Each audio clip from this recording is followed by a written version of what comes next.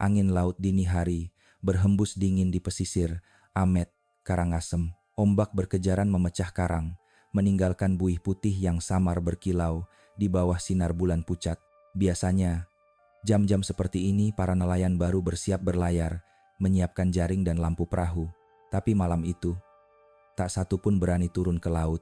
Ada sesuatu di cakrawala, sebuah bayangan besar yang perlahan mendekat ke pantai. Pak Guna, nelayan tua, yang pertama kali melihatnya. Itu kapal siapa? Gumamnya. Dari kejauhan tampak sosok kapal kayu tua. Catnya pudar, lambungnya penuh lumut. Tak ada cahaya, tak ada suara mesin, tapi perahu itu terus bergerak seperti diseret arus yang tak terlihat. Begitu menabrak pasir, ombak berhenti sejenak. Lalu bau busuk menyeruak begitu keras, hingga orang-orang menutup hidung dengan kain sarung. Tak lama, warga berdatangan membawa lampu minyak. Anak-anak yang penasaran ditarik mundur oleh ibu mereka. "Jangan dekat-dekat, nak." Suara seorang perempuan tua menggema di antara debur ombak. Bau itu menusuk campuran asin laut dan amis darah. Kapten Agung Pratama, perwira kepolisian dari Abang, segera datang dengan beberapa anggotanya. Ia memerintahkan garis kuning dipasang, lalu mendekati lambung kapal. "Ini bisa jadi barang bukti kriminal," katanya tegas. Namun sebelum ia sempat memberi perintah lanjutan, seorang pemuda berlari dari arah pantai sambil terengah, wajahnya pucat. "Pak Kapten, di dalam kapal itu ada karung-karung." Dan rambut manusia keluar dari celahnya. Suasana seketika hening. Lampu senter diarahkan ke palka kapal, dan ketika pintu besi tua dibuka, udara busuk menyembur keluar begitu kuat hingga beberapa polisi menunduk muntah di pasir. Di balik karung-karung goni yang bertumpuk tak rapi, tampak sejumput rambut hitam panjang, terendam cairan coklat gelap. Kapten Agung memejamkan mata sejenak, lalu berbisik pelan, "Ya Tuhan, malam itu, di pantai kecil yang biasanya tenang dan indah, 45 mayat wanita ditemukan di lambung sebuah kapal nelayan tua. Dan tanpa disadari siapapun, dari peristiwa itu, sebuah rahasia kelam yang berakar di dalam desa nelayan itu mulai terbangun." Keesokan paginya, suasana di pesisir Amet masih muram. Kabut tipis menggantung di atas laut, dan aroma anyir dari kapal nelayan tua itu belum juga hilang. Garis polisi masih terpasang, sementara beberapa petugas berjaga, menahan warga yang ingin sekadar mengintip. Kapal itu kini setengah miring di pasir, seperti benda mati yang membawa kutukan. Di lambungnya, cat biru muda yang pudar membentuk pola aneh, mirip ombak melingkar. Tak seorang pun tahu artinya, tapi setiap kali matahari menyinari simbol itu, ada rasa dingin yang merambat di punggung. Siang itu, 2 orang tiba dari Denpasar dengan mobil tua berdebu. Salah satunya pria berambut agak panjang, berkacamata, mengenakan kemeja putih sederhana. Iwan Hartono, wartawan investigasi dari sebuah media lokal. Di kursi samping duduk Siti Rahma, mahasiswi jurnalistik tingkat akhir yang sedang magang. Siti menatap pantai dari balik kaca mobil. "Mas Iwan, apa benar ada 45 korban?" Suaranya lirih. Iwan mengangguk pelan, menatap laut yang tampak tenang tapi menyimpan sesuatu. "Ya, dan saya rasa ini bukan sekadar kecelakaan laut." Mereka turun perlahan, mendekati garis polisi. Di kejauhan, Kapten Agung Pratama berdiri, memberi arahan kepada tim forensik yang mengenakan masker tebal. Beberapa karung mayat sudah diangkut ke mobil jenazah. Siti menutup hidung, menahan napas, tapi matanya tetap menatap tajam. "Mas, baunya seperti campuran garam dan darah," bisiknya pelan. Iwan mengangguk. "Itu bau kematian, Sit. Tapi di balik bau itu, ada sesuatu yang ingin bercerita." Ia menyalakan kameranya, memotret kapal dari berbagai sisi. Saat lensa fokus ke lambung, Iwan berhenti sejenak. Di antara lumut laut yang menempel, tampak ukiran samar lingkaran dengan garis bergelombang seperti ombak. Ia meraba perlahan, lalu bergumam, "Saya pernah lihat simbol ini di artikel lama, tahun-tahun lalu." Siti menoleh heran. "Artikel apa?" "Ritual laut di pesisir Karangasem," jawabnya. Tapi waktu itu redaksi menganggapnya cuma legenda desa nelayan. Tidak pernah terbit. Kapten Agung menghampiri mereka, wajahnya tegang. "Pak Iwan, saya tahu Anda wartawan, tapi tolong jangan terlalu dekat dengan kapal. Ini lokasi penyelidikan," ujarnya tegas. Iwan menunduk sopan. "Kami mengerti, Kapten. Kami hanya meliput dari luar." Siti memperhatikan ekspresi sang kapten. Ada sesuatu yang tidak diucapkan. Matanya merah, seolah semalaman tidak tidur, tapi bukan karena lelah, lebih karena tertekan. Sore menjelang, angin laut membawa kabar ke seluruh Bali. Dalam waktu singkat, berita kapal mayat Ahmed menghiasi halaman depan media lokal. Namun di balik hiruk-pikuk itu, Iwan duduk diam di beranda penginapan kecil dekat pantai. Di depannya, laptop terbuka memperlihatkan foto-foto kapal dan simbol aneh tadi. Ia menggeser kursor ke salah satu gambar, memperbesar ukiran di lambung kapal. Garis-garis itu begitu halus, seolah dibuat dengan pisau kecil. Bentuknya mirip lambang gelombang laut, yang memutar tanda yang sama dengan yang pernah muncul di arsip ritual persembahan laut, Desa Tertutup Ahmed, artikel yang dulu ia tulis, tapi disimpan redaksi. Mas Iwan, Siti memecah keheningan. Kalau ini bukan perdagangan manusia, lalu apa? Iwan terdiam lama, matanya tetap menatap layar. Entah, tapi laut di sini sepertinya menyimpan lebih banyak rahasia daripada yang kita sangka. Di luar, matahari perlahan tenggelam di balik garis laut. Langit memerah, angin membawa aroma garam dan asap dupa dari pura kecil di tepi bukit. Seorang ibu-ibu desa lewat sambil membawa canang berisi bunga dan kemenyan. Ia berhenti sebentar menatap Iwan dan Siti. "Jangan terlalu dekat dengan kapal itu, nak," katanya pelan, suaranya serak. "Ada yang belum puas di laut sana." Siti menelan ludah, bulu kuduknya berdiri. Iwan menatap laut sekali lagi. Ombak bergulung perlahan, tapi di bawah permukaannya seolah ada sesuatu yang berdenyutung, menunggu waktu untuk muncul kembali. Pagi berikutnya, pantai Ahmed tak lagi dipenuhi wartawan seperti kemarin. Hanya tersisa beberapa garis polisi yang tertiup angin dan aroma asin yang belum juga pergi. Kapten Agung Pratama tampak berdiri menatap laut, sementara para petugas forensik menutup kembali palka kapal yang kini dijaga ketat. Di sampingnya, Iwan Hartono dan Siti Rahma menunggu kesempatan untuk bertanya. "Kapten," suara Iwan pelan namun jelas, "adakah petunjuk baru tentang siapa pemilik kapal ini?" Kapten Agung menggeleng lemah. "Tidak ada. Catatan pelabuhan nihil. Tidak tercatat dimanapun." Seolah kapal itu muncul dari dasar laut, Siti menatap sekeliling, memperhatikan nelayan yang menunduk-nunduk di kejauhan. "Tidak mungkin, Kapten. Kapal sebesar itu pasti milik seseorang." Kapten menarik napas panjang. "Kami sedang menelusuri dari sidik jari dan sisa material kayu." Tapi, ia berhenti, menatap Iwan lama. Dua dari korban ternyata berasal dari desa ini. Sisanya dari luar Bali. Iwan mencondongkan tubuh. "Dari mana mereka?" "Jawa Timur dan Kalimantan," jawab Kapten lirih. "Namun dua yang dari sini, keduanya wanita muda.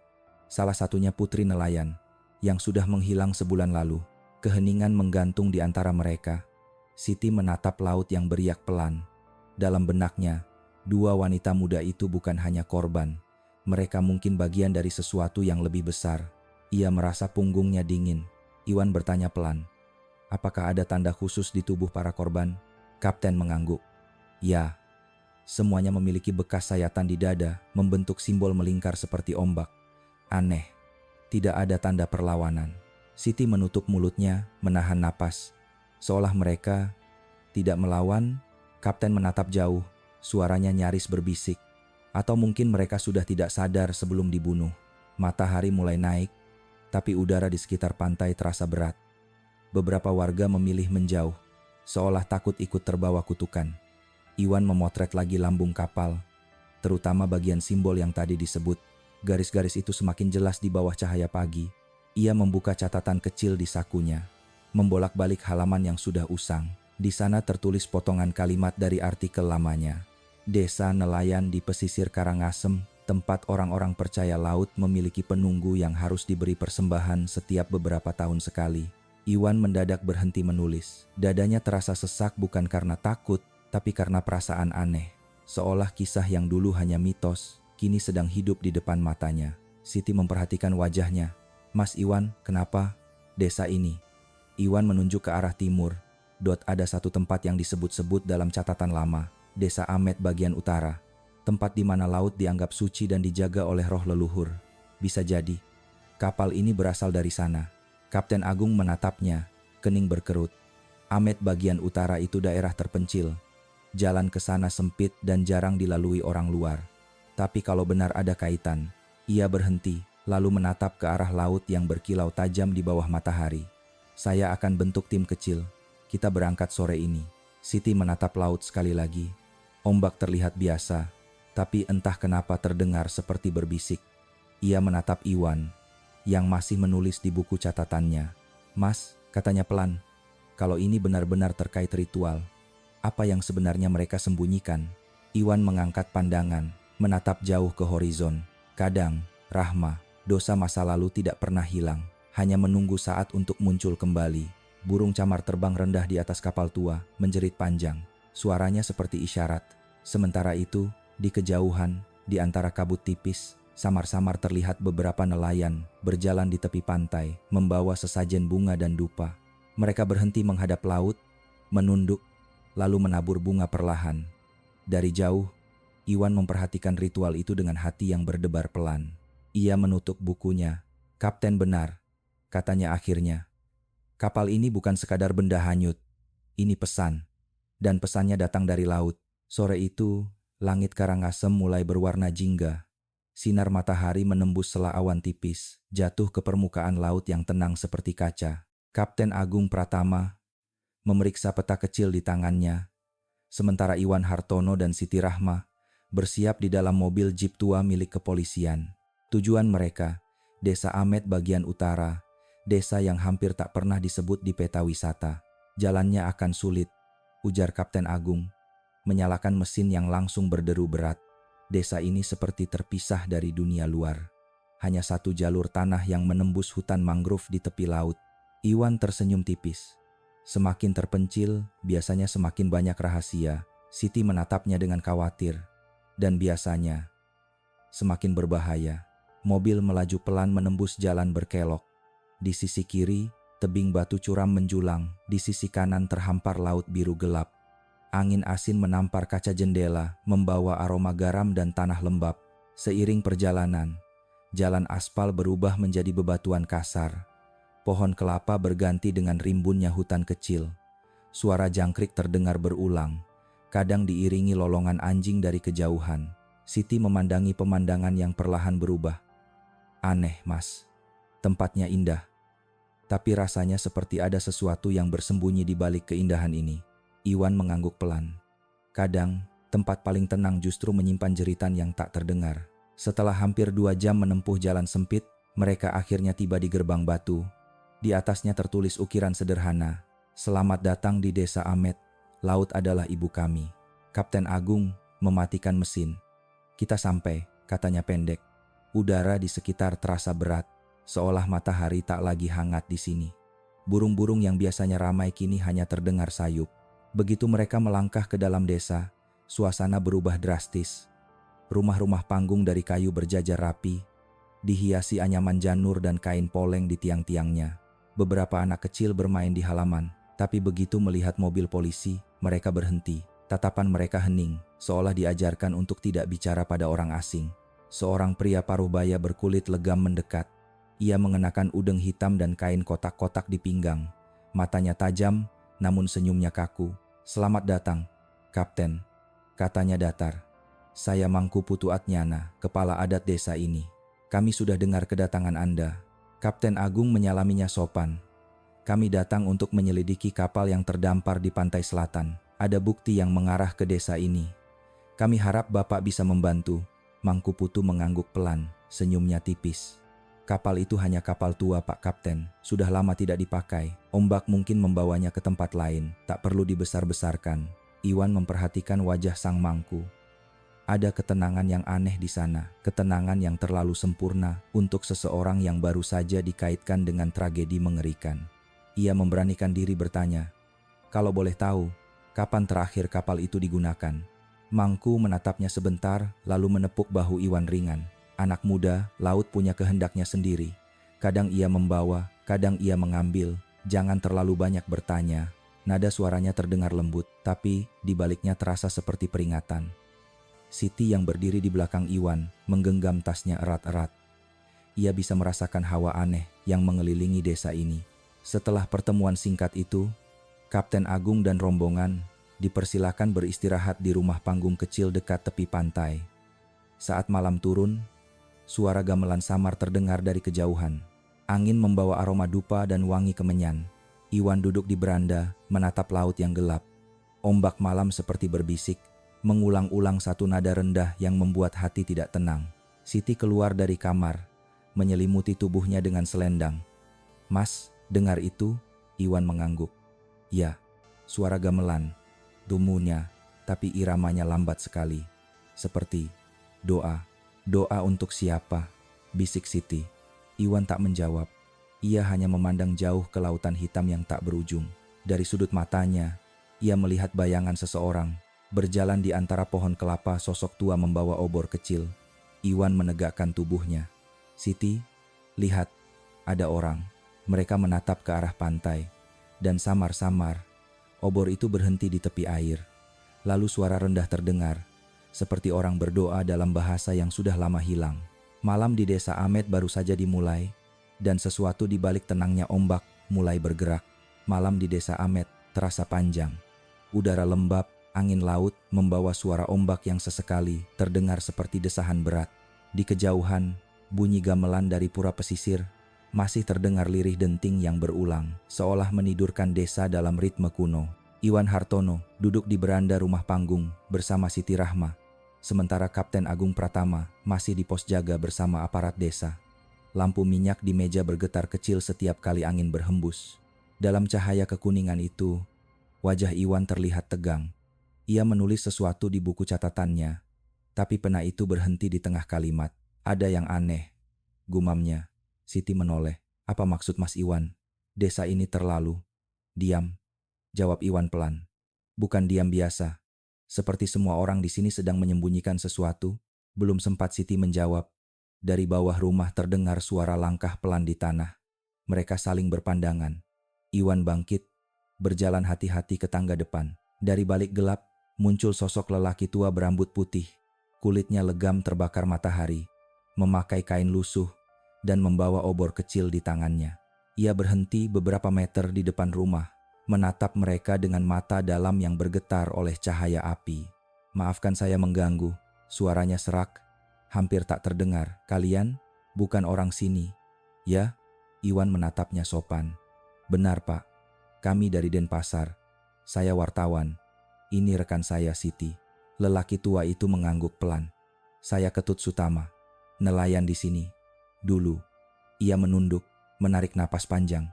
"Sekarang, saya hanya orang tua yang menunggu waktu." Siti memberi isyarat agar Iwan mempersilakan lelaki itu naik ke beranda. Ketut duduk perlahan, menatap ke arah laut yang gelap. "Kalian datang karena kapal itu, kan?" katanya. Iwan mengangguk. "Ya, kami ingin tahu apa yang sebenarnya terjadi." Ketut tersenyum pahit. "Tidak semua kebenaran perlu dicari, nak. Kadang, semakin dalam kalian menggali, semakin dekat kalian pada kutukan." Siti menelan ludah. "Kutukan?" Ketut mengangguk perlahan. "Desa ini sudah lama membuat perjanjian dengan laut. Dulu, ombak besar pernah menenggelamkan setengah kampung. Nelayan mati, anak-anak hanyut. Saat itu, para tetua memohon keselamatan. Dan seseorang datang." Ia berhenti sejenak. Pandangannya menerawang jauh. "Seseorang?" tanya Iwan. "Seorang perempuan tua," jawab Ketut lirih. "Dia datang dari arah laut, rambutnya panjang, matanya putih seperti ikan mati. Ia menawarkan keselamatan, tapi dengan syarat. Setiap beberapa tahun, laut harus diberi persembahan." Siti memeluk lututnya, suaranya nyaris bergetar. "Persembahan? Maksudnya apa?" Ketut menatapnya, matanya berkaca-kaca. "Dulu katanya hanya simbol, hewan, sesajen. Tapi lama-lama, manusia." Angin berembus kencang, meniup lampu minyak hingga api bergoyang liar. Iwan berdiri kaku, suaranya berat. "Pak Ketut, apakah Bapak tahu sesuatu tentang kapal yang ditemukan di pantai selatan itu?" Lelaki tua itu menunduk. "Lama. Aku tak boleh bicara banyak," katanya akhirnya. "Tapi kapal itu bukan kapal asing. Itu kapal dari sini, kapal yang seharusnya tidak pernah kembali." Siti menatapnya tak percaya. "Kapal dari desa ini?" Ketut mengangguk pelan. "Ya, dulu, setiap kali ritual persembahan dilakukan, kapal itu akan dibawa ke tengah laut. Di sanalah persembahan dilepaskan. Tapi tahun ini, ombak tidak menelan, laut menolak. Dan kapal itu kembali membawa apa yang dulu mereka buang. Hening. Hanya suara ombak yang memecah kesunyian. Iwan menatap wajah tua itu. Suaranya perlahan. "Bapak, kenapa menceritakan ini pada kami?" Ketut berdiri, menatap ke arah laut yang hitam. "Karena aku sudah tua, dan karena aku tahu, laut tidak akan tenang sebelum semua yang hilang dikembalikan. Hati-hati, nak, di desa ini, kebenaran sering lebih berbahaya daripada kebohongan." Setelah mengatakan itu, ia menuruni tangga, langkahnya perlahan menghilang di kegelapan malam. Siti masih terpaku di tempatnya. "Mas, apa yang barusan kita dengar itu nyata?" Iwan menutup bukunya. "Nyata atau tidak, yang jelas, ombak malam ini terasa lebih gelap daripada biasanya." Dari kejauhan, terdengar gong dipukul 3 kali dalam, berat, dan bergema lama. Suara itu datang dari arah pura pesisir. Dan, entah kenapa, Iwan merasa itu bukan sekadar suara ritual, tapi tanda bahwa laut sedang menunggu. Subuh di desa Amet turun perlahan. Langit timur memucat, garis cahaya pertama menembus kabut laut yang lembab. Burung-burung camar beterbangan rendah, seolah enggan menjauh dari garis pantai. Udara masih dipenuhi aroma garam dan dupa semalam. Namun pagi itu, ada sesuatu yang aneh. Di pasir pesisir, Kapten Agung Pratama sudah berada di tepi pantai bersama 2 anggota polisi setempat. Ia menatap sesuatu di bawah kakinya, sebuah botol kaca bening, separuh tertimbun pasir, berisi cairan berwarna merah kecoklatan. Tutupnya disumbat dengan kain basah. Salah satu anggota polisi memungutnya dengan hati-hati. "Pak Kapten, ini bukan darah ikan." Agung menyipitkan mata. "Bawa ke mobil forensik, jangan sampai tumpah." Beberapa nelayan yang sedang menambal jaring berhenti bekerja. Tatapan mereka tajam namun diam, seperti menyimpan rahasia yang tak boleh disebut. Salah satu dari mereka, pria muda bernama Jaya Wirata, melangkah pelan mendekat. "Saya lihat botol itu tadi pagi, Pak, waktu ombak surut," katanya hati-hati. "Tapi saya kira cuma sampah." Kapten Agung menatapnya. "Kau yakin tidak ada yang lain?" Jaya menelan ludah. "Tadi di dekat batu karang ada sesuatu lagi. Tapi lebih baik Bapak lihat sendiri."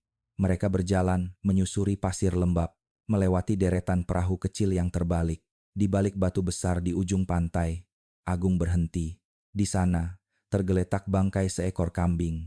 Tubuhnya tercabik, darahnya meresap ke pasir, dan di kulitnya ada ukiran simbol aneh berbentuk lingkaran, bergelombang sama persis dengan yang terukir di lambung kapal nelayan penuh mayat itu. Agung menatap lama, napasnya tertahan. "Saya tidak percaya takhayul," gumamnya pelan. "Tapi ini bukan kerja hewan." Beberapa warga yang ikut melihat langsung berbisik-bisik, sebagian menutup mulut dengan kain. Seorang ibu tua berujar lirih, "Itu tanda laut, tanda kalau penunggu sedang marah."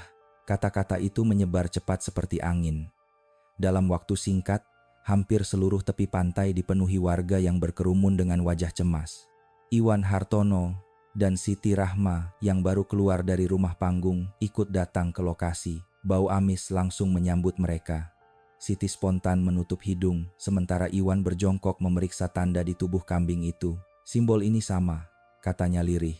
"Persis seperti di kapal." Siti mengangguk. "Masih segar. Berarti baru dibuat." Kapten Agung menatap mereka berdua, suaranya tegas namun rendah. "Jangan ambil foto. Saya tidak ingin ini jadi konsumsi publik sebelum jelas." Iwan mengangguk patuh, tapi dalam hati, pikirannya berputar cepat. Jika tanda ini baru dibuat, maka seseorang di desa masih melakukan ritual itu. Sementara Kapten Agung memerintahkan anggotanya mensterilkan area, Iwan menoleh ke arah tebing di sisi timur pantai. Di sana berdiri sebuah pura kecil di atas batu karang. Dari kejauhan, tampak asap dupa mengepul tipis. Ia memicingkan mata dan sejenak ia melihat sosok seseorang berdiri di dekat pura, mengenakan kain hitam, menatap ke arah mereka. "Mas," bisik Siti yang juga memperhatikan. "Itu orang?" Iwan belum sempat menjawab ketika sosok itu perlahan berbalik lalu menghilang di balik kabut. Mereka berdua menatap laut yang bergulung pelan. "Ombak hari ini tenang," gumam Iwan. Siti menatapnya. Tapi kenapa rasanya seperti menunggu sesuatu? Kapten Agung kembali menghampiri mereka. "Saya akan laporkan temuan ini ke Denpasar. Tapi saya minta kalian hati-hati. Banyak warga di sini masih percaya laut bisa menagih. Iwan menatap kapten dengan mata penuh tanda tanya. Menagih apa, Kapten? Agung menghela napas, memandangi laut, menagih jiwa yang belum dikembalikan. Suara debur ombak menggema lembut, tapi di sela hembusan angin, seolah ada suara lain lirih, seperti bisikan dalam bahasa yang tak mereka mengerti. Siti menggenggam lengan Iwan, suaranya gemetar. Mas, tadi bapak tua itu bilang laut menolak persembahan, kan? Iwan mengangguk perlahan.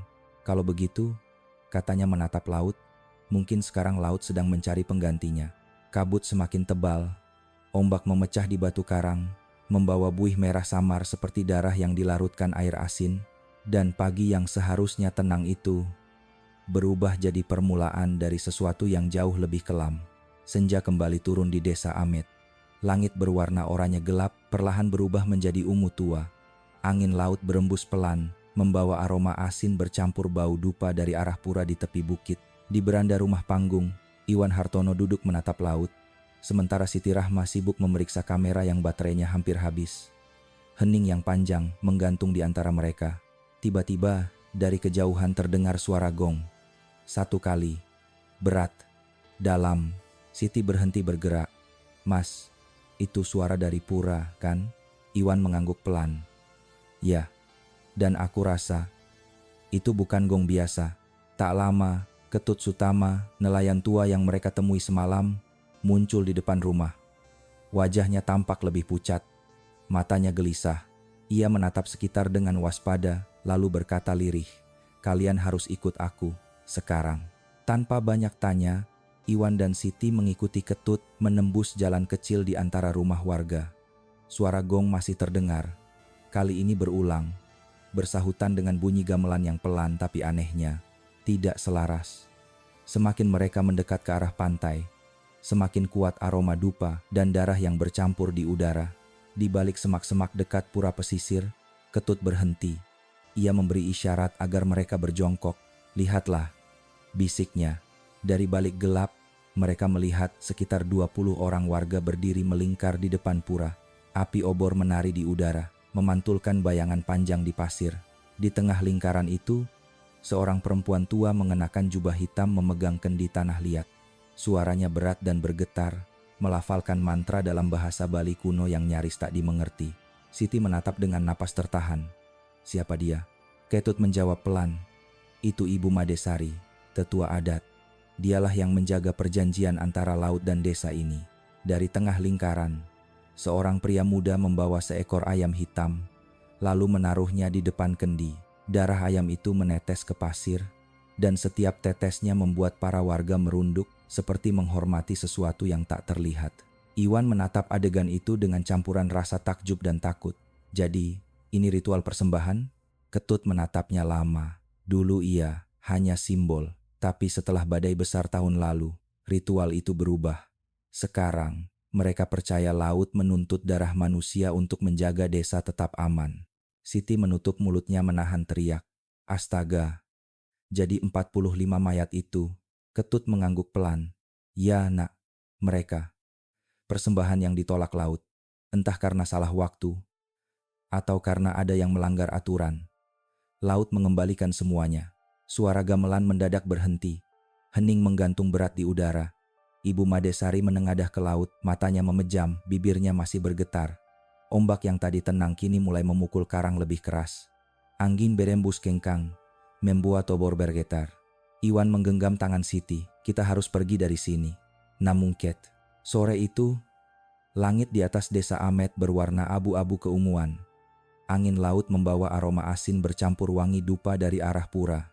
Suasana desa tampak tenang, tapi di balik keheningan itu, ada rasa takut yang tak terucapkan. Anak-anak tidak lagi bermain di jalan. Para perempuan menutup pintu lebih cepat dari biasanya. Iwan Hartono dan Siti Rahma berjalan pelan di antara rumah-rumah kayu. Di tangan Iwan tergenggam buku catatan usang yang baru saja ia dapatkan dari salah satu warga yang enggan disebut namanya. Sampulnya penuh debu, halaman dalamnya menguning, dan tulisan tangan di dalamnya terlihat seperti catatan ritual. "Ini bukan sekadar buku," gumam Iwan sambil membuka halaman pertama. Siti menatap penasaran. "Apa itu?" Iwan menunjuk baris tulisan yang ditulis dengan aksara Bali kuno. Catatan upacara laut, ada nama-nama yang ditulis di sini, dan tanggalnya. Siti membaca perlahan, matanya melebar. Tapi, ini tanggal beberapa bulan lalu, Mas. Sebelum kapal itu ditemukan. Iwan mengangguk pelan. Dan lihat nama terakhir di sini. Siti menelan ludah, suaranya tercekat. Nama perempuan. Banyak sekali. Iwan menutup buku itu dengan hati-hati. Aku rasa ini daftar persembahan. Langkah mereka berhenti di depan pura kecil yang berdiri di atas tebing batu karang. Asap dupa tipis masih mengepul dari dalam. Angin berhembus membawa suara gamelan yang lembut namun ganjil nada-nada yang tak seperti musik sembahyang biasa. Kapten Agung Pratama muncul dari arah belakang membawa senter dan 2 anggota polisi. Kalian di sini rupanya, katanya pelan. Saya baru saja berbicara dengan kepala adat. Mereka bilang pura ini tertutup untuk orang luar. Iwan menatapnya tajam. Kenapa harus tertutup kalau ini rumah ibadah? Kapten Agung menghela napas. Karena katanya, pura ini bukan untuk sembahyang biasa, tapi tempat menjaga perjanjian. Siti menggenggam tangan Iwan erat. Perjanjian. Dengan siapa? Kapten menatap laut yang bergulung perlahan. Dengan sesuatu yang hidup di bawah sana. Mereka memasuki halaman pura. Batu-batu berlumut membentuk lingkaran di tengah pelataran. Di pusat lingkaran itu, berdiri arca batu berbentuk naga laut dengan mata kosong dan mulut terbuka. Di bawah patung itu, terlihat bekas lilin merah yang sudah mencair dan noda gelap yang mengering di batu. Iwan menyorotkan senter. Ini darah, katanya pelan. Kapten Agung mengangguk. Saya juga berpikir begitu. Siti mundur selangkah, wajahnya pucat. Mas, ini tempat mereka melakukan ritual itu kan? Iwan tidak menjawab. Ia hanya memandangi arca itu lama-lama. Ukiran di dadanya gelombang melingkar dengan garis ombak persis seperti tanda di kapal dan tubuh kambing tadi pagi. Dari balik bayangan, tiba-tiba terdengar suara berat dan serak. Kalian seharusnya tidak ke sini. Mereka berbalik. Berdiri di sana Mangku Putu Atnyana, kepala adat, dengan jubah hitam dan wajah dingin. Di tangannya tergenggam dupa yang masih menyala. Tempat ini suci, katanya pelan tapi tegas. Tidak semua orang boleh melihat rahasia laut. Kapten Agung maju selangkah. Kami hanya ingin tahu apa hubungan tempat ini dengan kapal nelayan dan mayat-mayat itu. Mangku Putu tersenyum tipis. Kalian terlalu banyak bertanya. Jawab pertanyaan saya. Suara kapten mengeras. Atau kami akan membawa semua ini ke pengadilan. Mangku menatap tajam. Pengadilan manusia tidak bisa menyentuh perjanjian yang dibuat oleh laut. Kalian pikir kalian bisa menolak alam? Suara ombak tiba-tiba bergemuruh lebih keras, seolah menjawab kata-katanya. Dupa di tangannya bergetar, dan dari dalam pura terdengar suara gong tunggal yang dalam dan panjang. Siti menatap Iwan dengan mata ketakutan. Mas, aku rasa kita harus pergi. Namun Iwan justru menatap lurus ke arah arca batu itu. Kalau benar laut menuntut jiwa, kenapa mereka semua perempuan? Mangku Putu terdiam sejenak. Senyumnya menghilang, digantikan wajah kaku yang dingin. Karena yang pertama kali membuat perjanjian itu, seorang perempuan. Hening menyelimuti mereka semua. Angin berhenti bertiup. Laut di bawah tebing tiba-tiba menjadi sangat tenang. Iwan menatap Mangku dalam-dalam. Dan siapa perempuan itu? Mangku menghela napas panjang. Suaranya berat. Dia bukan lagi manusia, tapi darahnya masih mengalir di antara kita. Siti menatap laut yang menghitam di bawah sana, dan untuk sesaat di antara ombak yang berdebur pelan, ia merasa melihat sesuatu bergerak, besar dan panjang, seperti bayangan yang berputar di bawah permukaan air. Dan malam itu, Iwan tahu satu hal, misteri ini bukan sekadar kejahatan manusia, tapi perjanjian antara darah dan laut. Malam turun cepat di desa Amet. Angin laut bertiup dari timur membawa hawa lembab dan dingin, menelusup di antara celah rumah kayu dan dedaunan kelapa. Langit tertutup awan tebal, hanya sesekali petir, berkilat jauh di tengah laut. Iwan Hartono duduk di tepi jendela rumah panggung. Di tangannya, buku catatan kuno yang ditemukan siang tadi masih terbuka. Ia membaca ulang nama-nama yang tertulis di sana. Setiap baris adalah nama perempuan, beberapa dengan catatan kecil di sampingnya. Telah diserahkan, hilang di laut, atau belum ditemukan. Siti, yang berbaring di tikar, menatap Iwan dengan cemas. Mas, sejak kita datang, aku tidak melihat satupun perempuan muda di desa ini. Hanya anak-anak dan ibu-ibu tua. Iwan mengangguk pelan. Aku juga memperhatikan itu. Ia menutup buku pelan-pelan. Aku rasa mereka yang tertulis di sini. Ketika jam mendekati tengah malam, suara langkah-langkah tergesa terdengar di bawah rumah. Pintu diketuk keras. Mas Ivan, cepat keluar. Suara itu milik Jaya Wirata, nelayan muda yang tadi pagi menunjukkan lokasi bangkai kambing. Nafasnya terengah, wajahnya pucat. Ada apa, Jaya? Tanya Iwan buru-buru. Di gudang nelayan, belakang pantai. Saya menemukan sesuatu. Tanpa banyak tanya, Iwan dan Siti segera mengikuti Jaya, menembus jalan sempit yang dipenuhi kabut garam. Angin malam semakin dingin. Debur ombak terdengar lebih berat dari biasanya. Mereka tiba di depan sebuah gudang tua yang separuhnya tertutup papan kayu lapuk. Jaya menyalakan obor kecil. Di dalam, katanya pelan. Iwan mendorong pintu kayu perlahan berderit panjang seperti keluhan tua. Bau amis langsung menyergap, campuran antara garam, ikan busuk, dan sesuatu yang lebih tajam. Darah. Di sudut ruangan, di antara tumpukan jaring dan karung, sesuatu bergerak. Siti menahan napas. Mas, ada orang. Iwan mendekat dengan hati-hati. Ia menyingkap karung itu, dan di baliknya terbaring seorang perempuan muda. Tubuhnya penuh lebam, wajahnya pucat, rambutnya berantakan menutupi separuh muka. Pergelangan tangannya terikat dengan tali kasar. Bibirnya gemetar. Suaranya nyaris tak terdengar. Tolong, tolong aku. Siti langsung berjongkok, membantu membuka ikatan di tangan gadis itu. Astaga, siapa yang melakukan ini? Perempuan itu menatap mereka dengan mata penuh ketakutan. Jangan bising. Mereka bisa dengar. Iwan menatapnya lembut. Kami bukan dari sini, kami mau menolongmu. Siapa namamu? Gadis itu menarik napas berat. Namaku, Ratna. Air matanya mengalir di pipi kotor yang penuh debu. Mereka ingin mengorbankanku, tapi aku lari. Ombak membawa aku ke pantai. Siti menutup mulutnya, terkejut. Mengorbankanmu? Untuk apa?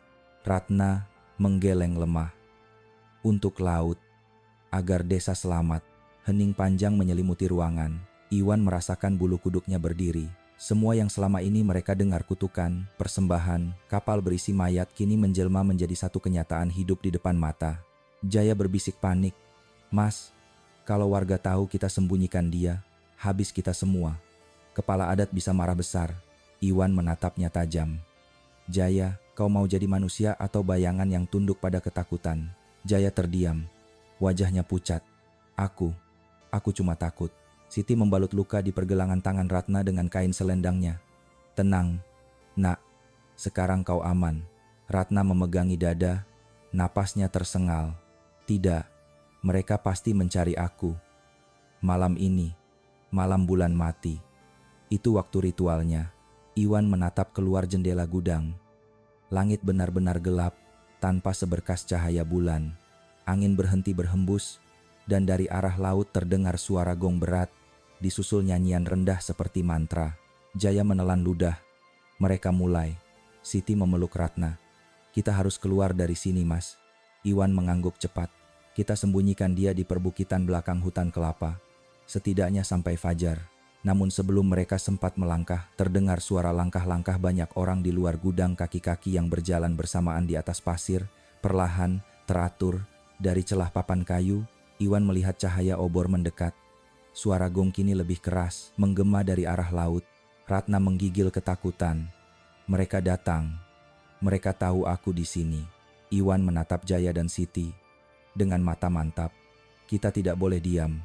Malam ini, kita selamatkan dia. Atau semuanya akan berakhir di sini.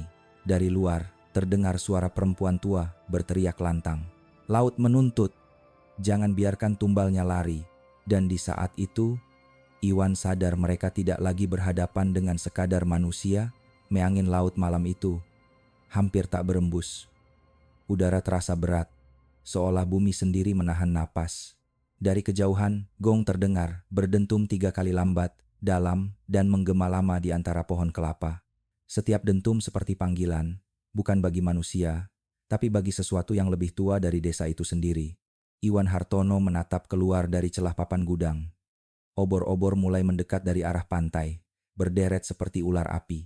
Di balik cahaya itu, siluet warga desa bergerak pelan, membawa tombak dan obor di tangan. Di depan barisan, tampak sosok Mangkuputu Atnyana, kepala adat, dengan jubah hitam yang berkibar ditiup angin. Laut menagih, suaranya berat menggema. Jangan biarkan darah yang dijanjikan hilang di daratan. Ratna menggigil ketakutan di sudut ruangan. Siti berlutut di sampingnya, menggenggam tangannya erat. Tenang nak, kita akan keluar dari sini, bisiknya. Jaya menatap Iwan panik. Mas, mereka sudah di depan. Kalau ketahuan, habis kita. Iwan berpikir cepat. Di belakang gudang ada pintu kecil menuju hutan kelapa kan? Jaya mengangguk. Baik, kita lewat sana. Kita bawa Ratna ke sungai kecil di balik bukit. Kalau bisa sampai ke sana, kita bisa lanjut ke jalan raya. Mereka bergerak cepat namun hati-hati. Iwan membuka papan kayu di belakang gudang, menyingkap celah sempit yang hanya cukup untuk satu orang. Angin malam langsung menyusup masuk, membawa bau laut dan dupa. Ratna berjalan paling dulu, disangga oleh Siti dan Jaya. Sementara Iwan menutup kembali celah itu dari luar. Namun baru beberapa langkah, suara gong berdentum lagi kali ini, 5 kali berturut-turut. Jaya berhenti mendadak. Astaga, Iwan menatapnya. Kenapa?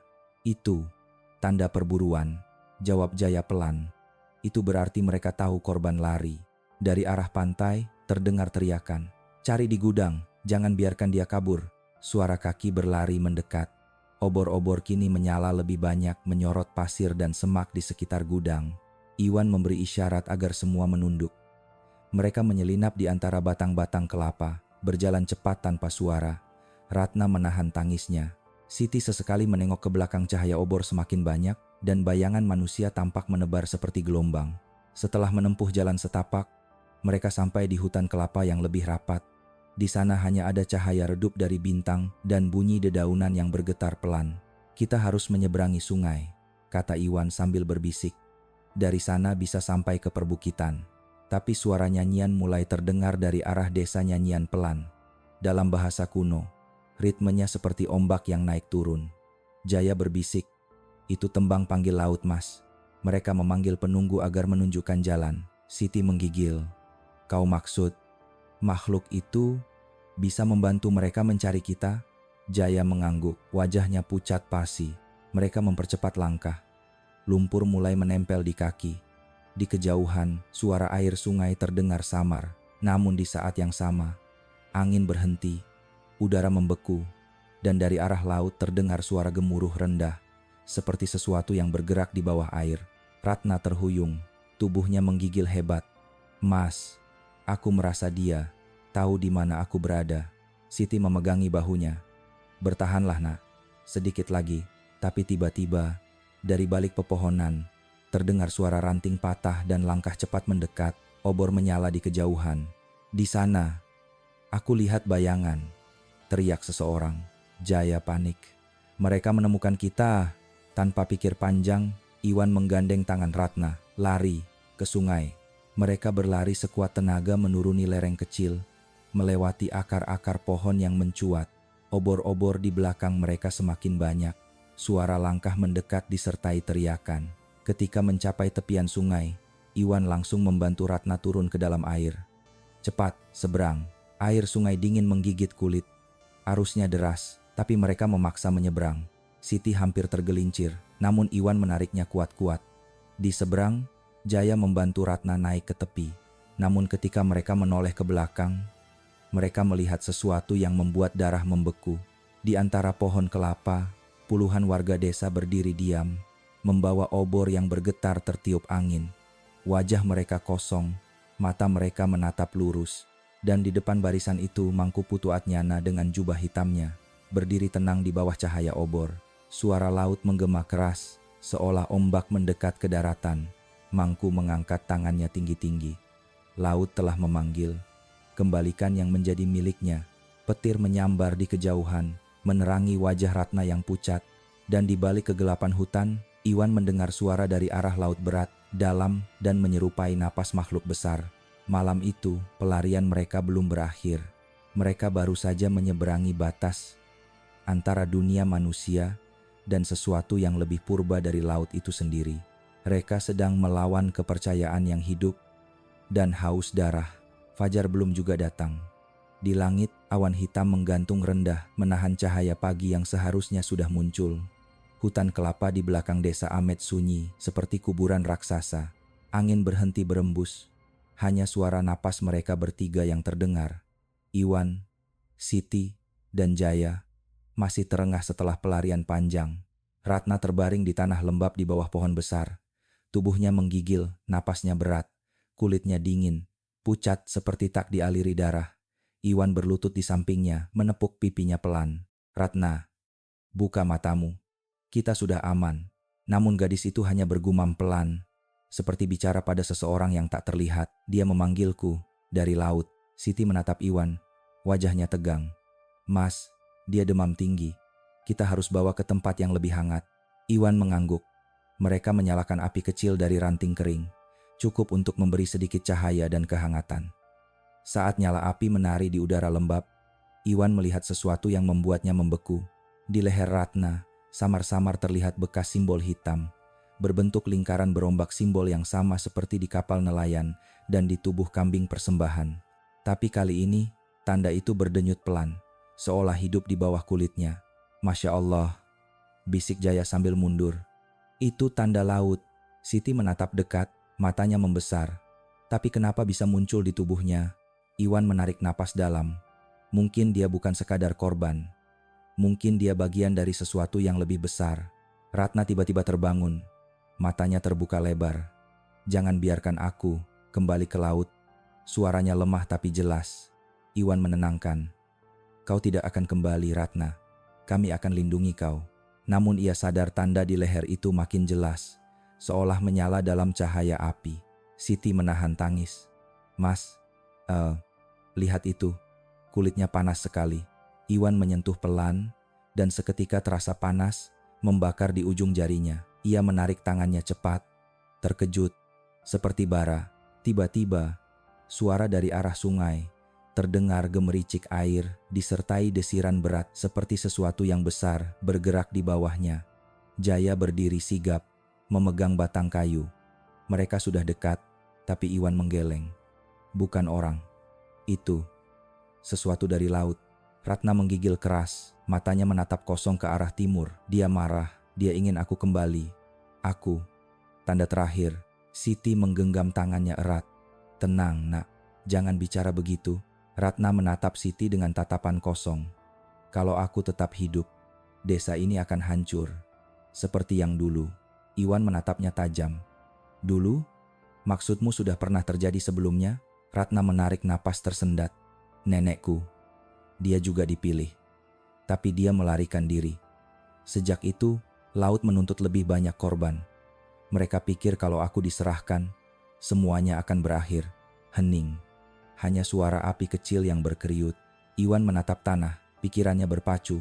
Semua potongan mulai menyatu. Kapal berisi mayat wanita, simbol di kapal, kutukan yang diwariskan, dan sekarang tanda di tubuh Ratna. Ia berbisik lirih, ini bukan sekadar ritual. Ini perjanjian darah. Siti menatap Iwan dengan mata berkaca. Mas, kalau tanda itu bagian dari perjanjian, artinya dia ditakdirkan jadi tumbal, kan? Iwan menatapnya tajam. Tidak ada takdir yang tidak bisa diubah. Kalau perjanjian ini dibuat oleh manusia, maka manusia juga bisa mengakhirinya. Namun ucapan itu baru saja keluar ketika tanah di bawah mereka bergetar pelan. Air sungai yang tadi tenang mulai bergolak, dan dari arah laut terdengar suara seperti gemuruh petir yang panjang. Ratna menjerit kesakitan, memegangi lehernya. Tanda hitam di kulitnya memancarkan cahaya merah samar. Mas, tolong. Suaranya serak. Tubuhnya melengkung menahan nyeri. Iwan segera memeluk bahunya. Bertahanlah, jangan biarkan dia mengambilmu. Tapi Ratna justru menatap ke arah laut. Matanya berair. Dia sudah datang. Siti berdiri, menatap ke kejauhan. Di langit hitam, awan bergerak cepat. Petir menyambar jauh di tengah samudra. Dan dari balik kabut putih di atas ombak, tampak sesuatu yang bergerak perlahan. Bayangan raksasa berwujud panjang, berkilau seperti sisik basah. Jaya berbisik gemetar. Astaga, itu bukan manusia. Iwan berdiri. Suaranya pelan tapi mantap. Kalau itu datang untuk menjemput Ratna, maka malam ini kita harus melawan. Api di depan mereka bergoyang tertiup angin laut yang makin kencang. Suara gong terdengar lagi dari arah desa, kali ini bukan 3 kali, bukan 5, tapi 7 dentuman panjang. Dan di tengah bunyi itu, tanda di tubuh Ratna bersinar terang seolah laut memanggil darahnya kembali. Malam itu, langit di atas Amet berubah menjadi kelam. Awan hitam bergulung menelan cahaya bintang satu persatu. Suara ombak dari laut terdengar tidak biasa dalam, berat, seolah bukan hanya air yang bergerak, tapi sesuatu yang hidup di bawahnya. Iwan, Siti, Jaya, dan Ratna bersembunyi di balik batu besar di tepi sungai yang mengarah ke laut. Api kecil yang tadi mereka buat telah padam tertiup angin, menyisakan bara yang redup. "Mas, lihat laut itu," bisik Siti sambil menunjuk ke arah cakrawala. Dari kejauhan, tampak cahaya kehijauan memancar dari bawah permukaan air, bergerak pelan seperti napas raksasa yang naik ke atas. Ratna memegangi lehernya, dia semakin dekat. "Aku bisa merasakannya." Iwan menatapnya dengan tatapan penuh tekad. "Selama aku di sini, kau tidak akan diserahkan." Namun sebelum ia sempat melanjutkan, Jaya yang berdiri tak jauh darinya tiba-tiba berbisik cepat, "Mas, aku rasa ini sudah keterlaluan. Kalau kita terus menentang, desa ini bisa benar-benar hancur." Iwan menatapnya tajam. "Kau bicara apa, Jaya? Laut bukan untuk dilawan," jawab Jaya lirih. "Dari dulu orang sini tahu itu. Kalau Ratna memang dipilih, biarkan dia pergi. Itu satu-satunya cara menyelamatkan semua orang." Siti berdiri, wajahnya tegang. "Jaya, kau tidak lihat apa yang mereka lakukan. Mereka membunuh puluhan perempuan tak bersalah. Dan kau masih bilang itu cara selamat?" Jaya memalingkan muka. "Aku juga takut, Mbak. Tapi kita manusia kecil. Siapa bisa melawan laut?" Iwan mendekat, menggenggam bahunya keras. "Jaya, dengar aku baik-baik. Yang kita lawan bukan laut, tapi ketakutan yang diwariskan. Dan kalau malam ini kita menyerah, kutukan itu akan terus hidup selamanya." Namun tiba-tiba, Ratna menjerit, tanda di lehernya bersinar lebih terang. Dan dari arah laut terdengar raungan dalam yang membuat tanah bergetar. Ombak besar menghantam karang, memecah menjadi busa putih yang berkilau aneh dalam cahaya hijau. Angin berputar kencang, pohon kelapa bergoyang, daun-daun berterbangan seperti hujan hitam. Siti berteriak menahan rambutnya agar tidak menutupi wajah. "Mas, apa itu suara makhluk itu?" Iwan mengangguk cepat. "Kita harus bergerak ke dataran lebih tinggi." Namun sebelum mereka sempat pergi, dari arah hutan muncul derap langkah cepat. Puluhan warga desa berlari sambil membawa obor dan tombak. Di depan barisan, tampak Mangku Putu Atnyana. Jubah hitamnya berkibar, wajahnya keras tanpa emosi. "Jangan biarkan mereka kabur," teriaknya. "Penunggu sudah bangkit, tumbalnya harus dikembalikan." Iwan menarik tangan Ratna, berlari ke arah bukit kecil, tapi di tengah kekacauan, Jaya berhenti. Ia menatap Mangku yang berdiri di depan. "Pak, kalau saya serahkan dia, desa ini akan aman, kan?" Siti berhenti seketika, wajahnya tak percaya. "Jaya, jangan." Tapi Jaya sudah melangkah maju, menoleh ke Iwan dengan mata berkaca. "Maaf, Mas. Aku cuma ingin semua ini berakhir." Ia berlari ke arah warga, berteriak, "Ratna di sana, di balik batu." Waktu seolah berhenti.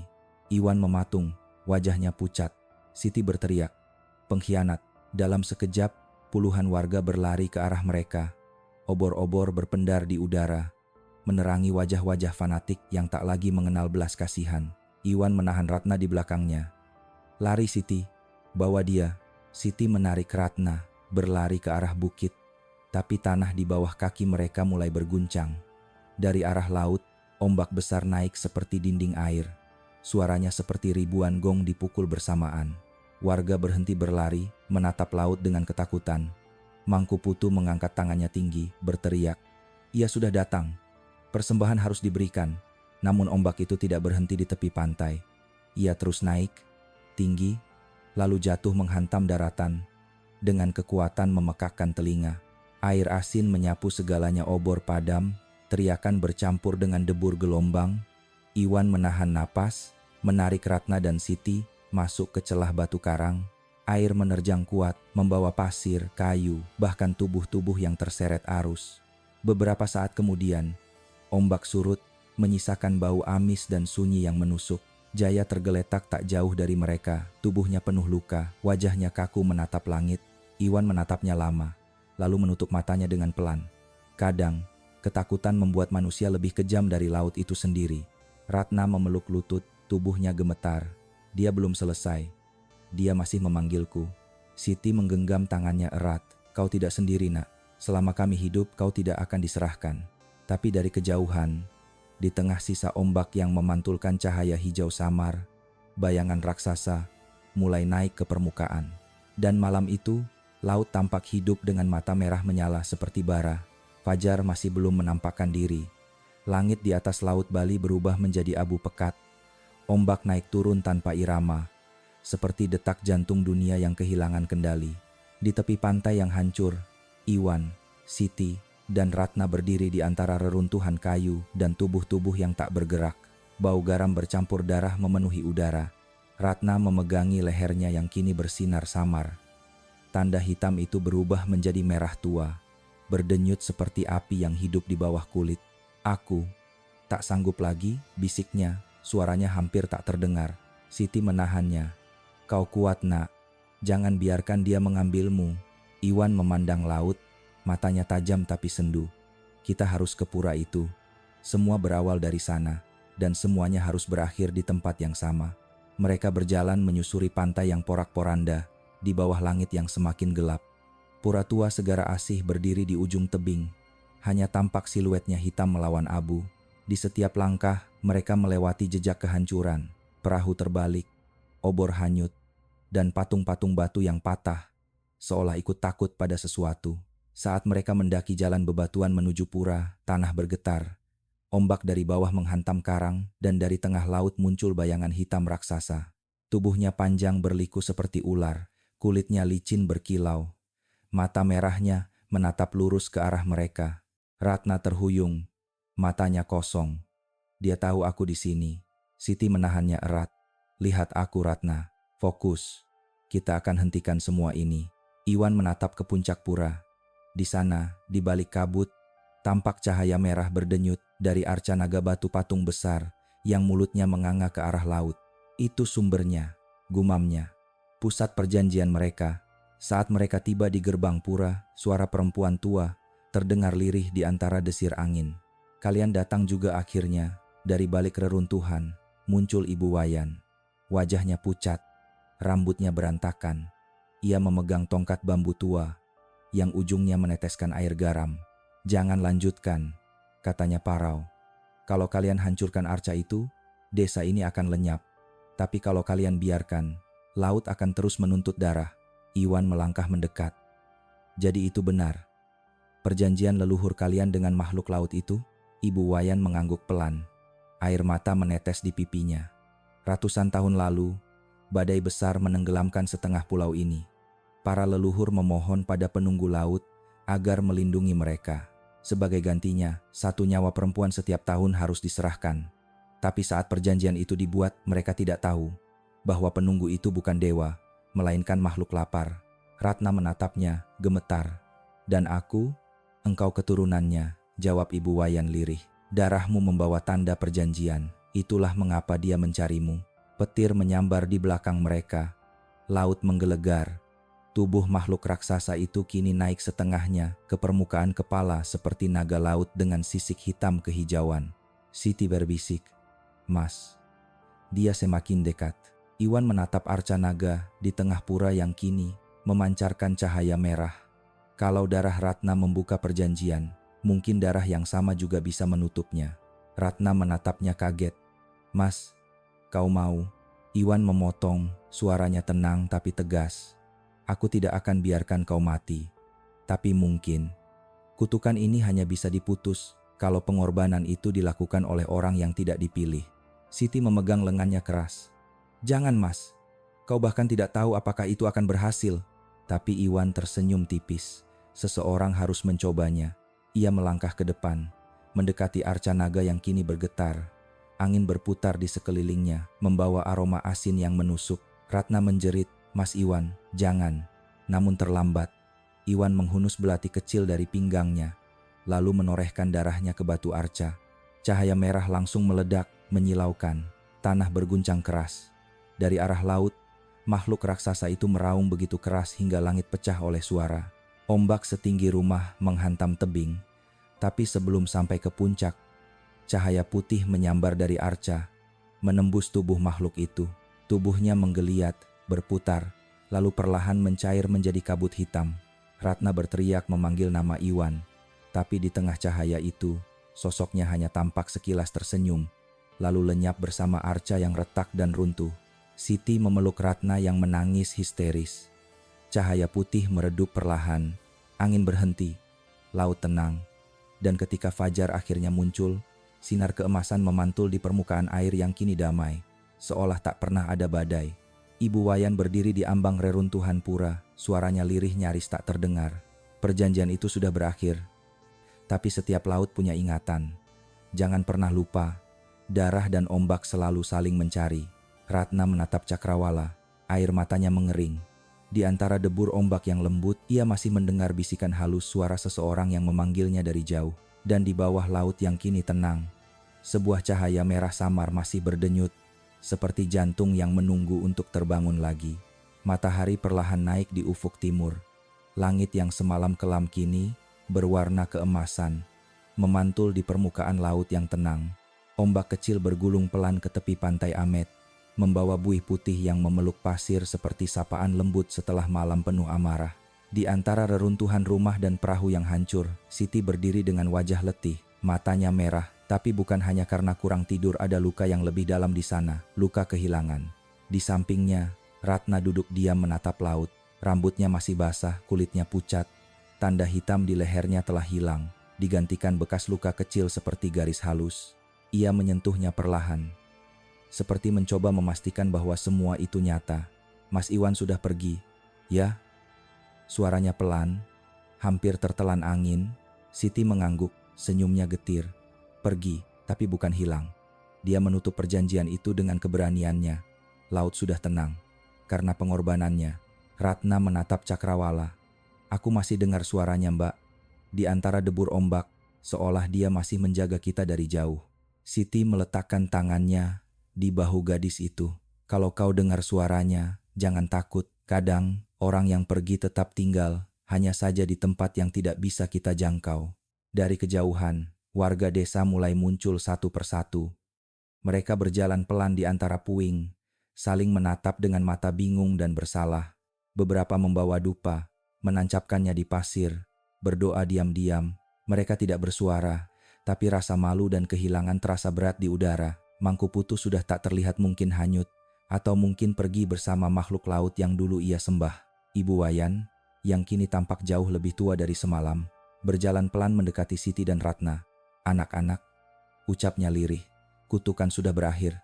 Tapi ingat, laut tak pernah benar-benar lupa.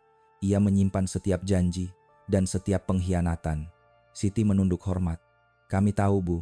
Kami akan menjaga agar tidak ada lagi yang berani membuat perjanjian seperti itu. Ibu Wayan menatap Ratna lama, air mata menetes di pipinya. Kau adalah tanda terakhir, Nak. Setelahmu, darah itu akan berhenti. Tapi jangan tinggalkan laut sepenuhnya. Doakan dia tetap tenang. Ratna hanya mengangguk, menatap laut dengan pandangan sayu. Siang menjelang, para relawan dari kota datang membawa bantuan. Polisi dari Denpasar tiba untuk memeriksa lokasi, tapi yang mereka temukan hanyalah reruntuhan dan cerita yang sulit dipercaya. Beberapa wartawan datang, namun tak satu pun yang bisa menjelaskan apa yang sebenarnya terjadi. Ombak besar, kata sebagian warga. Kutukan lama, bisik yang lain. Namun bagi mereka yang ada di sana malam itu, kata-kata tidak lagi penting. Sore harinya, Siti dan Ratna berjalan menyusuri pantai. Langkah mereka meninggalkan jejak panjang di pasir basah. Kalau Mas Iwan masih hidup, kata Ratna lirih, apa yang akan dia lakukan? Siti tersenyum tipis. Dia akan menulis semuanya, agar orang tahu bahwa ketakutan tidak boleh diwariskan, bahwa keberanian bisa memutus rantai gelap yang paling tua sekalipun. Angin laut bertiup lembut. Seekor burung camar melintas rendah di atas air, seolah mengantar pesan dari dunia yang tak terlihat. Ratna berhenti sejenak, menatap batu karang besar yang dulu menjadi tempat mereka bersembunyi. Di sana, di permukaannya, terlihat ukiran samar seperti ombak berputar, simbol lama yang kini sudah pudar. Mungkin laut juga berduka, gumam Ratna. Ia hanya ingin diingat sebagai tempat kehidupan, bukan kematian. Siti mengangguk. Ya, laut memberi makan manusia, tapi saat manusia serakah, laut menuntut balas. Kini saatnya kita menghormatinya dengan cara yang benar. Matahari tenggelam perlahan di ufuk barat, mewarnai langit dengan jingga dan merah lembut. Ombak terakhir menyentuh kaki Ratna. Ia menatap jauh ke arah cakrawala, suaranya pelan seperti berdoa. Mas, Iwan, terima kasih. Karena keberanianmu, anak-anak di desa ini bisa tumbuh tanpa takut. Malam turun kembali. Bulan muncul setengah, memantulkan cahayanya ke laut yang kini damai. Tak ada gong, tak ada jeritan, hanya desiran angin dan bisikan lembut air yang menyapa pantai. Dan di kejauhan, entah benar atau hanya imajinasi, Ratna mendengar suara samar seperti langkah kaki di atas ombak, suara yang perlahan menghilang, meninggalkan kedamaian yang belum pernah dirasakan desa itu sebelumnya. Saudara pendengar, setiap kisah yang kita dengar bukan sekadar cerita. Kadang, ia adalah cermin memantulkan wajah manusia dengan segala ketakutan, keserakahan, dan penyesalan di dalamnya. Apa yang terjadi di desa Amet bukan hanya tragedi, tapi juga pengingat bahwa kepercayaan tanpa hati bisa berubah menjadi kutukan. Dulu, para leluhur di desa itu membuat perjanjian dengan laut. Mereka takut kehilangan hasil tangkapan, takut badai, takut miskin. Dalam ketakutan itu, mereka mengorbankan yang tak berdosa. Dan sejak saat itu, laut yang seharusnya jadi sumber kehidupan berubah menjadi penagih nyawa. Bukan laut yang jahat, tapi manusia yang lupa bersyukur. Kita sering dengar pepatah lama, alam memberi tanda, tapi manusia yang menafsirkan. Sayangnya, tafsir manusia kadang dibungkus oleh ketakutan. Ketika badai datang, mereka mencari kambing hitam. Ketika hasil laut berkurang, mereka menyalahkan arwah. Padahal, mungkin yang diminta laut bukan darah, tapi doa dan kepedulian. Iwan, orang yang berani melawan adat kelam itu, tahu satu hal sederhana, bahwa tidak ada keadilan sejati jika yang lemah terus dijadikan korban. Ia tahu risiko yang diambilnya, tapi ia tetap melangkah karena bagi dirinya, kebenaran yang disembunyikan hanya akan tumbuh menjadi monster. Dan benar, monster itu akhirnya muncul, bukan dari dasar laut, tapi dari dalam hati manusia sendiri. Banyak orang di desa itu menyesal, tapi penyesalan selalu datang terlambat. Laut memang kembali tenang, tapi berapa banyak jiwa yang hilang sebelum itu? Berapa banyak doa yang tak sempat diucapkan karena lidah dibungkam oleh tradisi? Kita, yang hidup hari ini, bisa belajar dari mereka, bahwa takut pada alam bukan berarti tunduk pada kebodohan. Saudara pendengar, di seluruh Nusantara, kita punya ratusan kisah serupa. Ada desa yang percaya pada penunggu gunung, ada kampung yang mempersembahkan hewan atau benda untuk sungai. Tidak salah jika kita menghormati alam, sebab alam memang ciptaan Tuhan yang agung. Tapi salah jika penghormatan itu berubah menjadi penyembahan. Karena di atas ombak dan gunung, ada satu kekuatan yang jauh lebih besar, Tuhan yang Maha Esa. Siti dan Ratna mungkin sudah melanjutkan hidup mereka. Desa Amet kini mulai bangkit, menanam kembali, membangun rumah-rumah baru. Tapi setiap kali ombak besar datang, mereka akan menatap laut dengan rasa yang berbeda, bukan takut, bukan marah, tapi hormat. Mereka tahu laut bukan musuh. Laut hanya mengingatkan manusia agar tidak serakah. Dan bagi kita yang mendengarkan, kisah ini mengajarkan satu hal yang sangat sederhana, bahwa keberanian seorang manusia bisa menghentikan rantai kejahatan yang diwariskan turun-temurun, bahwa kasih sayang jauh lebih kuat dari kutukan apapun, bahwa keadilan mungkin datang terlambat, tapi ia akan selalu menemukan jalannya bahkan dari kedalaman laut yang paling gelap sekalipun. Di akhir cerita ini, mari kita tundukkan kepala sejenak. Untuk mereka yang sudah pergi dalam gelap, untuk mereka yang menjadi korban ketakutan dan salah tafsir, semoga arwah mereka damai di alam sana, dan semoga tidak ada lagi manusia yang harus menjadi tumbal demi adat yang lupa pada nurani. Kalau suatu hari Anda berjalan di tepi pantai Amet dan mendengar bisikan lembut dari ombak yang menyentuh kaki Anda, jangan takut, itu bukan kutukan. Itu mungkin hanya suara laut yang berdoa, bersyukur karena akhirnya manusia dan alam bisa berdamai. Saudara pendengar yang saya hormati, demikianlah kisah kelam dari pesisir Amet. Kisah tentang laut yang menagih janji, dan manusia yang berusaha menebus kesalahan masa lalu dengan keberanian. Bukan cerita tentang hantu, bukan pula legenda, tapi cermin dari kehidupan nyata bahwa di balik setiap ketakutan, selalu ada dosa yang dulu dibiarkan tumbuh dalam diam. Kita belajar dari Iwan, dari Ratna, dari Siti, bahwa terkadang kebenaran harus ditebus dengan nyawa. Namun selama ada orang yang berani melawan ketidakadilan, selama masih ada yang percaya bahwa kasih sayang lebih kuat dari kutukan, maka harapan itu tidak akan pernah padam seperti cahaya kecil di tengah badai. Laut Amet kini tenang. Angin bertiup lembut, membawa aroma garam dan kehidupan baru. Tapi setiap kali ombak menghantam karang, desa itu akan selalu teringat pada satu nama. Iwan, lelaki yang melawan arus, yang menutup perjanjian lama dengan keberanian, dan membuka jalan bagi generasi baru yang bebas dari takut. Dan bagi kita yang mendengarkan malam ini, mungkin pertanyaan yang tersisa bukan lagi, apakah makhluk laut itu nyata? Tapi, berapa banyak ketakutan lain di sekitar kita yang masih kita pelihara karena disebut tradisi? Kadang, monster bukan datang dari laut, tapi dari hati manusia yang dibiarkan tenggelam dalam ketidakpedulian. Saudara pendengar, jika kisah ini menggugah hati Anda, tulislah pendapat Anda di kolom komentar di bawah.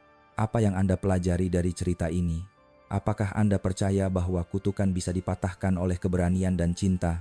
Kami ingin tahu pendapat Anda karena setiap cerita yang kami bagikan bukan hanya untuk menakuti, tapi untuk mengingatkan bahwa di balik setiap tragedi selalu ada pelajaran, dan di balik setiap kegelapan selalu ada cahaya yang menunggu ditemukan. Terima kasih sudah mendengarkan sampai akhir. Jangan lupa untuk menekan tombol suka, berlangganan kanal ini, dan nyalakan loncengnya agar Anda tidak ketinggalan kisah-kisah detektif dan misteri berikutnya. Saya Indo. Dan malam ini kita belajar satu hal penting, bahwa keadilan mungkin datang terlambat, tapi ia tidak pernah benar-benar hilang.